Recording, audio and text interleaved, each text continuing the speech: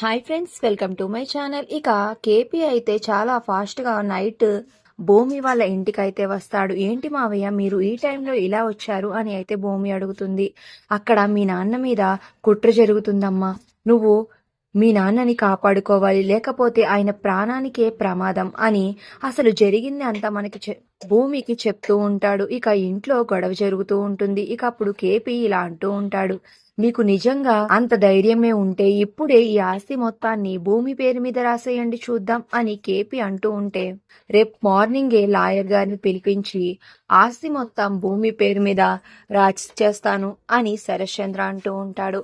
ఇక శరశ్చంద్ర అలా అనేసరికి ఒక రూమ్ లోకి వెళ్లి నక్షత్ర, అపూర్వ అయితే ప్లాన్ చేస్తూ ఉంటారు. ఇక అప్పుడు అపూర్వ ఇలా అంటూ ఉంటుంది, మీ నాన్న ఆస్తి మొత్తం ఆ భూమి పేరున రాసిచ్చేస్తాడా? ఇప్పుడు చూడు ఏం చేస్తానో.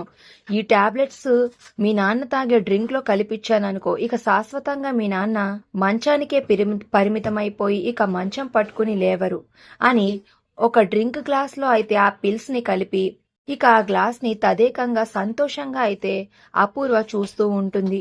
ఇక ఇదంతా విన్న నక్షత్ర అయితే ఒక్కసారిగా షాక్ అయిపోయి అలా చూస్తూ ఉండిపోతుంది. ఇక శరశ్చంద్ర అయితే సోఫాలో కూర్చుని అదే డ్రింక్ అయితే తాగుతూ ఉంటాడు.